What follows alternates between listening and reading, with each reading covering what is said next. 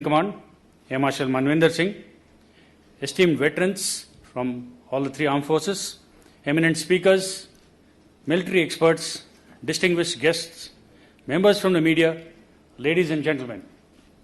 On behalf of the Indian Air Force, I welcome each one of you to the Chandan Singh Convention Center at Air Force Station Yelahanka for the Swarnim Vijay Varsh Conclave being hosted by the Indian Air Force to commemorate 50 years of India's greatest military triumph against Pakistan in 1971 that led to the creation of Bangladesh.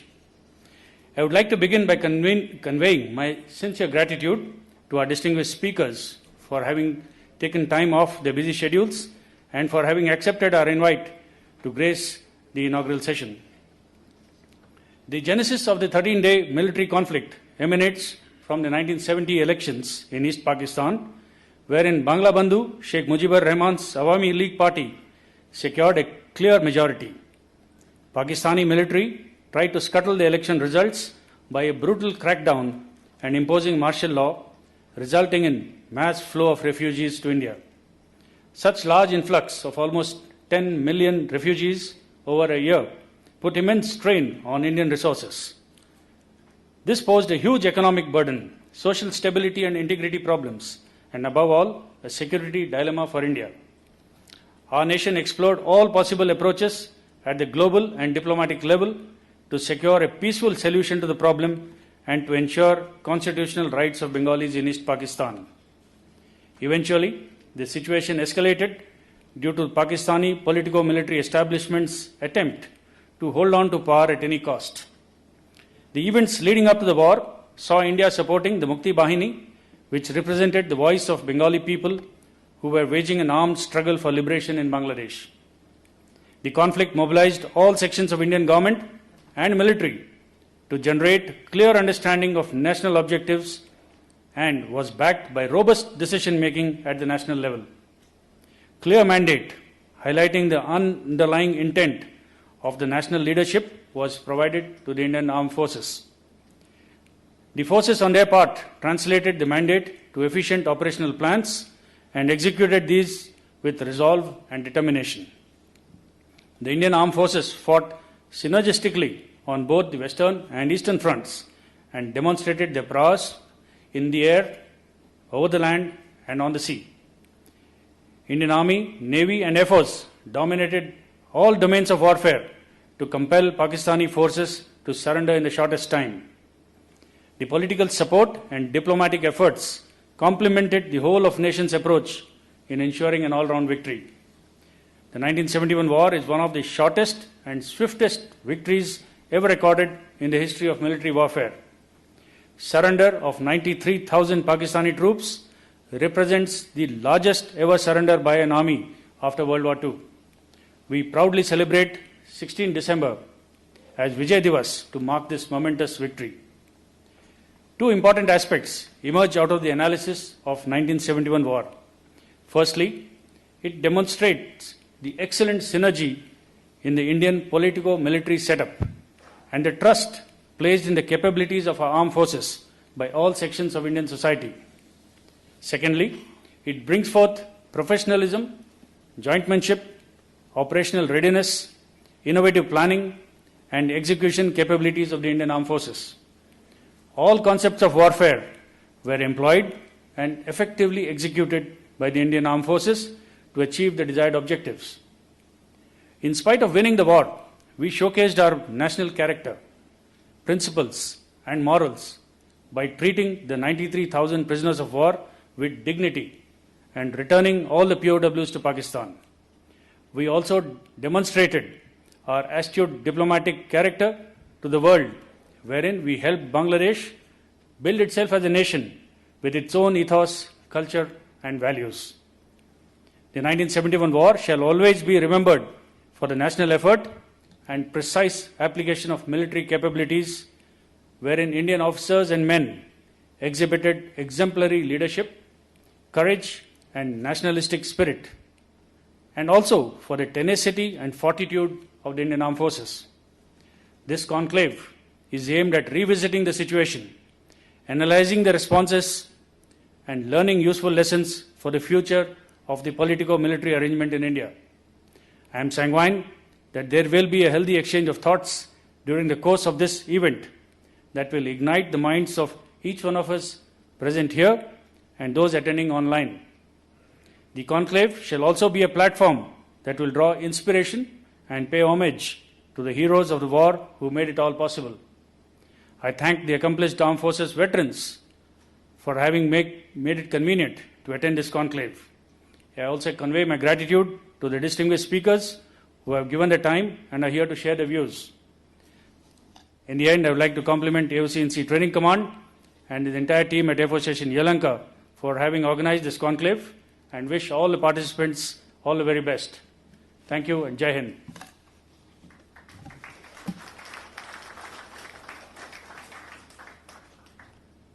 Thank you sir.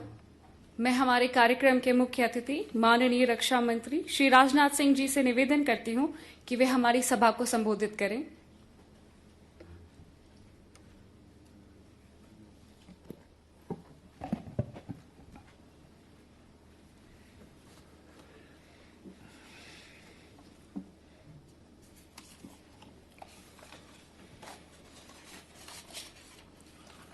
Chief of defence staff general Bipin ji Rawat, revenue minister Karnataka government Shri R Ashok,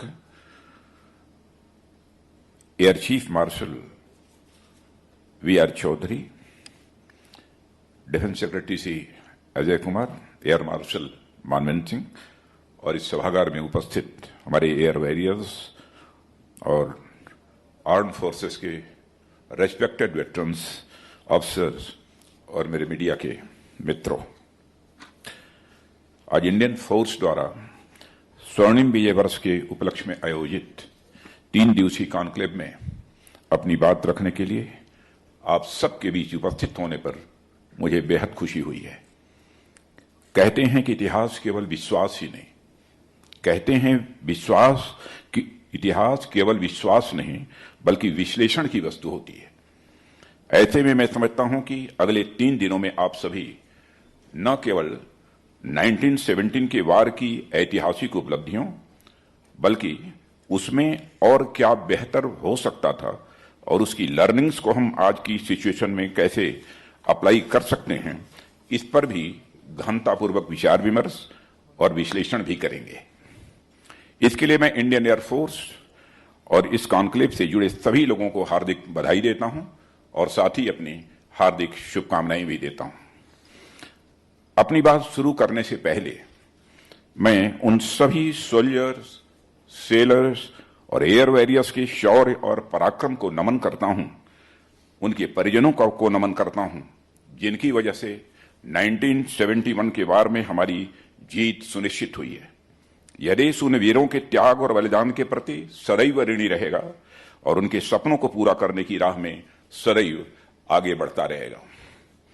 इस conclave की theme यानी birth of a nation, congruence of A politico military thoughts and goals, मैं समझता हूं स्वर्णिम विजय वर्ष के अवसर पर सबसे उपयुक्त थीम यही है, क्योंकि यह तीनों सेनाओं और सरकार के बीच सिनर्जी और कोऑपरेशन ही था जिसने इतने बड़े अभियान में हमारे देश की सफलता सुनिश्चित की है।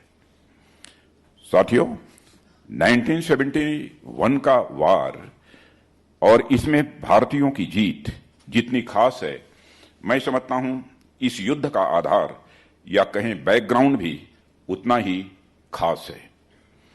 यह इतिहास के उन कुछ एक चुनिंदा युद्धों में से एक है जो न केवल जमीन से लड़ा गया, न किसी आसमान पर हक जमाने के लिए, न किसी तरह की सत्ता को हासिल करने के लिए।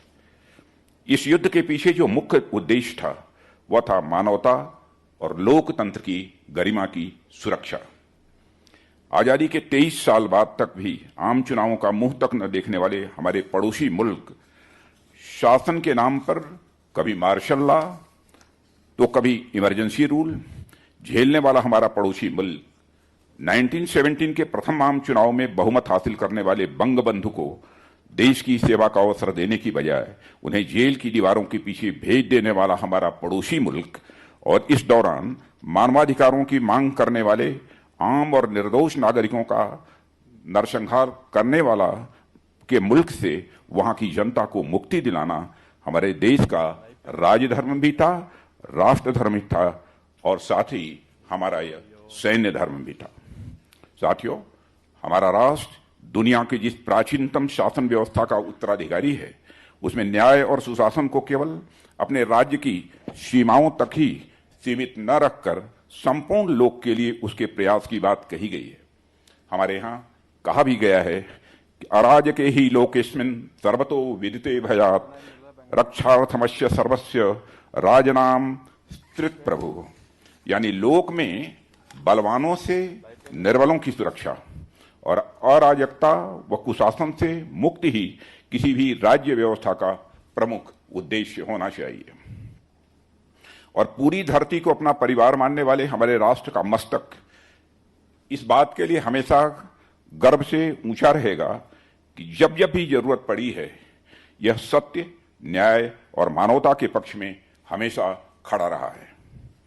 1971 के संग्राम का भी यही आधार रहा था और सैन्य नीति और राजनीति का यह समन्वय ही था, यह कोऑर्डिनेशन ही था जिसने इस उद्देश्य में हमारी सफलता को सुनिश्चित किया।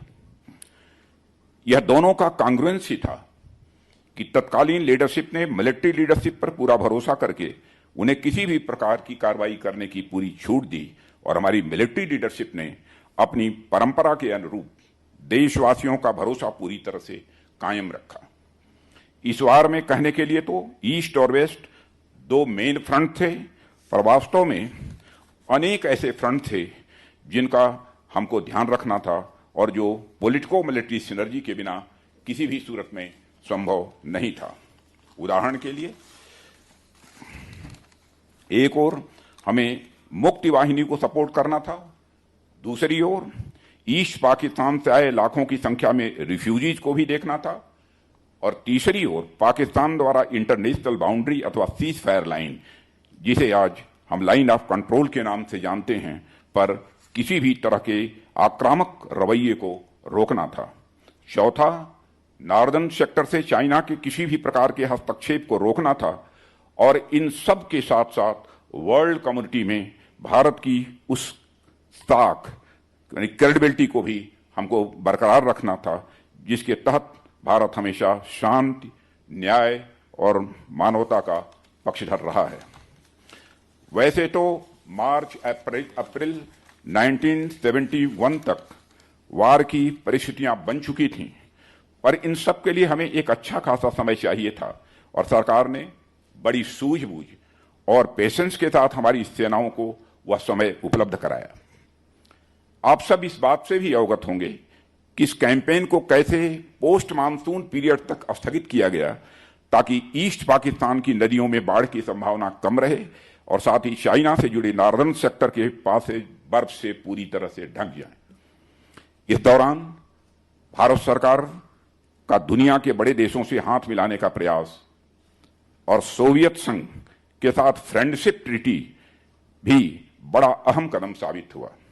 दुनिया के कई शक्तिशाली देशों ने जब भारत का साथ देने से सीधा इनकार कर दिया, ऐसे में रूस का हमारा साथ देना हमारे मनोबल और डिप्लोमेसी की एक बड़ी उपलब्धि थी। इस कदम से एक ऐसा फ्रेमवर्क तैयार हुआ जिसने अंत तक आते आते हमारे विरोधियों, खासकर पड़ोसी विरोधियों को बिल्कुल न्यूट्रलाइज कर दिया और हमारी राह की काफी मुश्किलें दूर होती चली गईं। इसी समय हम एक और मुक्ति वाहिनी को सपोर्ट कर सके तो दूसरी ओर हमारी सेनाओं को भी, खासकर इंडियन एयरफोर्स की जमीनी तैयारी जैसे air defence and direction centre का सेटअप, रनवे रिपेयर और इक्विपमेंट और वेपन आदि की स्टॉकिंग करने का अवसर मिल गया। साथ ही हमारी इंटेलिजेंस को भी पूरा टाइम और सपोर्ट मिला और उन्होंने ईस्ट और वेस्ट फ्रंट से अच्छी खासी इनपुट्स भी उपलब्ध कराई। साथियों, और जैसा कि मैंने पहले कहा, वर्ल्ड कम्युनिटी को भी हमें कॉन्फिडेंस में रखना था और राष्ट्रीय अंतर्राष्ट्रीय स्तर पर पड़ोस में हो रहे अत्याचार और शोषण के बारे में अवेयर कराना था। इसी बीच हम वह भी करने में पूरी तरह से सफल रहे। कहने का मतलब यह है, 3 दिसंबर 1971 को जब कॉन्फ्लिक्ट शुरू हुआ, हम पॉलिटिकली, डिप्लोमेटिकली और मिलिटरीली पूरी तरह तैयार थे और इसका परिणाम क्या हुआ, आज हम सब ही नहीं बल्कि पूरी दुनिया उससे अच्छी तरह वाकिफ है। हमारे देश के पॉलिटिको मिलिटिकल थॉट एक्शंस के कांग्रुमेंस ने एशिया में एक नए राष्ट्र को जन्म दिया, शोषण और अन्याय को पराजित कर एक बार फिर यह साबित किया कि यतो धर्मस्ततो जयः, यानी जहां धर्म होता है वहीं विजय होती है। जब मैं यहां धर्म कह रहा हूं तो उससे मेरा मतलब किसी रिलीजन, कम्युनिटी या सेक्ट नहीं है। धर्म से मेरा मतलब उस विशाल मानव धर्म से है जो सर्वे भवन्तु सुखिनः, सर्वे सन्तु निरामया, सर्वे भद्राणि पश्यन्तु, मां कश्चित् दुख भाग भवेत् के भाव पर पूरी तरह से आधारित है। जब हम विशाल मानवता के लिए संघर्ष कर रहे होते हैं तो यह उतना मायने नहीं रखता कि किसी की इंडिविजुअल बिलीफ क्या है। इसलिए साथियों, क्या फर्क पड़ता है कि वार की पूरी कमान जिन्होंने संभाली जनरल मानेक शाह एक पारसी थे। क्या फर्क पड़ता है कि उस समय हमारी एयरफोर्स के चीफ बिशप पीसी लाल एक हिंदू थे। क्या फर्क पड़ता है कि नॉर्दर्न सेक्टर में तैनात general officer in command air marshal Latif एक मुस्लिम थे। क्या फर्क पड़ता है कि स्टर्न कमांड के general officer in command lieutenant general Jagdish Singh Arora Sikh थे। और क्या फर्क पड़ता है कि ढाका में जाकर जनरल नियाजी से सरेंडर के लिए नेगोशिएट करने वाले मेजर जनरल जैकब एक जीव थे। फर्क इस बात से पड़ता है साथियों कि इन सबका संघर्ष एक सबसे ऊंचे धर्म के लिए था और वह था मानवता का धर्म। ढाका में 16 दिसंबर 1971 के इंस्ट्रूमेंट ऑफ सरेंडर पर साइनिंग के साथ ही अनगिनत बंगाली बहनों और भाइयों पर किए जा रहे भयानक अत्याचारों का अंत हो गया। यह अत्याचार केवल इसलिए किए जा रहे थे क्योंकि ईस्ट पाकिस्तान के लोग अपनी भाषा, अपनी संस्कृति के संरक्षण और सहज मानवाधिकारों की मांग करने लग गए थे। मुझे यह भी कहते हुए गर्व की अनुभूति होती है कि हमारा देश हमेशा से इस धर्म की राह पर चलता रहा है और निस्संदेह आगे भी हमारा यह भारत चलता ही रहेगा। तत्कालीन पॉलिटिकल और मिलिट्री थॉट्स की एनालॉजी का इससे महत्वपूर्ण उदाहरण और क्या होगा कि न तो कैंपेन शुरू करने के लिए मिलिट्री पर कभी दबाव डाला गया और शुरू होने के बाद तमाम अंतर्राष्ट्रीय दबावों के बावजूद न ही बीच में कैंपेन को रोकने को कहा गया। परिणाम यह हुआ कि 14 दिनों तक चला यह युद्ध हमारे देश की मिलिट्री हिस्ट्री, खासकर हमारी आर्म्ड फोर्सेस के इतिहास का एक ग्लोरियस चैप्टर साबित हुआ। सेकेंड वर्ल्ड वॉर के बाद दुनिया ने लार्जेस्ट मिलिट्री सरेंडर देखा जिसमें 93,000 से अधिक सैनिकों ने एक साथ सरेंडर किया। इन महज 14 दिनों में पाकिस्तान ने अपनी 1/3 आर्मी, आधी नेवी और 1/4 एयरफोर्स खो दी थी। साथियों, यह वार कई मायनों में हिस्टोरिक साबित हुआ। स्कॉलर्स और हिस्टोरियंस ने इसे आगे चलकर जस्ट वार का एक क्लासिक एग्जाम्पल भी करार दिया। हमारी सेनाओं द्वारा प्रस्तुत भारत की इथिकल और मॉरलिटी की महान विरासत का इससे अच्छा उदाहरण और क्या हो सकता था कि हमारी सेनाएं ढाका पर पूरी विजय सुनिश्चित हो जाने के बावजूद वहां किसी भी प्रकार का नुकसान पहुंचाए बिना अथवा किसी प्रकार का पॉलिटिकल कंट्रोल इंपोज किए बिना उन्हें उनकी सत्ता सौंपकर वापस आ गई। यह भी उसी भारतीय मानवीय सभ्यता का एक अप्रतिम उदाहरण है जिसकी चर्चा मैं अभी कर रहा था। हमारे यहां कहा भी गया है कि सर्वेषां तु विदित्वैषां समासेन चिकीर्षितां अस्थापये तत्र तदवंशम कुर्याच्य समय क्रियाम, यानी विजयी पक्ष को चाहिए कि वह सामने पक्ष की मनता को जानकर वहां के किसी योग्य व्यक्ति को सत्ता सौंप दे। वह उस राज्य के सभी नियम, कानूनों आदि को भी प्रजा के हित में उनकी इच्छानुसार यथावत रहने दे। यह हम सबके लिए गर्व का विषय है कि जो कार्य किसी समय श्री राम ने लंका में और श्री कृष्ण ने मथुरा में किया, वही कार्य हमारी सेनाओं ने 1971 में बांग्लादेश में किया। साथियों, आज जब बदलते समय में बदलते वारफेयर के अनुसार हमारी तीनों सेनाओं के बीच ज्वाइंटनेस और इंटीग्रेशन को बढ़ावा देने की बात की जा रही है, मैं समझता हूं कि 1971 का वार इसका एक शाइनिंग एग्जाम्पल है। इस वार ने हमें एक साथ मिलकर सोचने, प्लान करने, ट्रेन करने और फाइट करने का महत्व बताया। यह वार हमारी आर्म्ड फोर्सेज की वेल निट टीम फंक्शनिंग के साथ साथ इंडिया के डिप्लोमेटिक एक्यूमेन और आर्म्ड फोर्सेज की जरूरतों को पूरा करने में रेस्पॉन्सिव मैन्युफैक्चरिंग बेस के रोल का भी साक्षी रहा है। यह सिक्योरिटी चैलेंजेज में एक ऑल ऑफ गवर्नमेंट अप्रोच की जरूरत और उसके महत्व को भी दर्शाता है।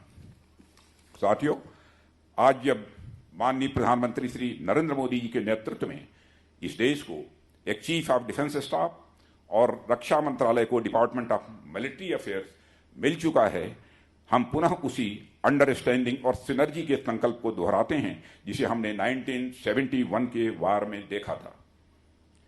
जैसा कि आप सभी अवगत हैं, हम हमारी आर्म फोर्सेज और रक्षा मंत्रालय के फर्दर इंटीग्रेशन से इन इनिशिएटिव्स को उनके लॉजिकल कंक्लूजन पर ले जा रहे हैं। आने वाले समय में इसके फॉलोअप प्रोसेस में थिएटर और उसके नीचे सभी लेवल्स में इंटीग्रेशन इंश्योर किया जाएगा।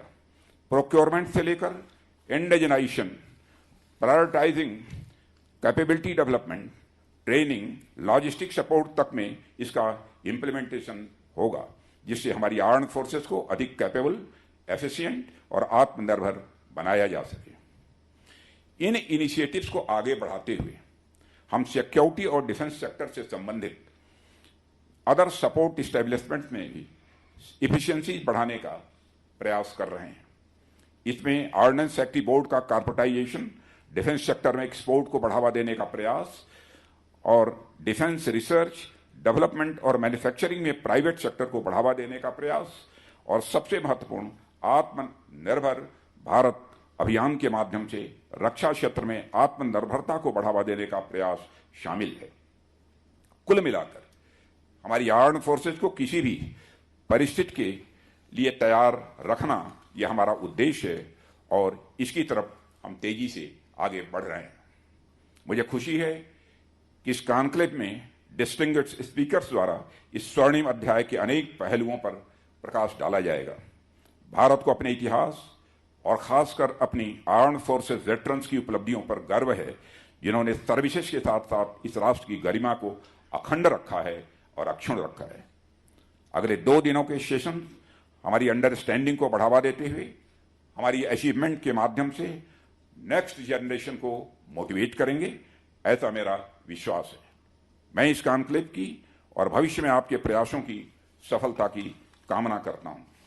अंत में स्वामी राम तीर्थ जी, जिनकी संयोग से आज जयंती भी है, को नमन करता हूं और उनके एक कोट के साथ अपना निवेदन समाप्त करना चाहता हूं। Decide that no matter what happens, decide that no matter what happens, you will do what you set out to do. If you are determined, possible distractions will still be there, but you will continue on your path and remain undisturbed. And sankalpa is very important. You cannot change your circumstances, the world, or your society to suit you. But if you have strength and determination, you can go through this procession of life very successfully. इन्हीं शब्दों के साथ आप सबको बहुत बहुत धन्यवाद।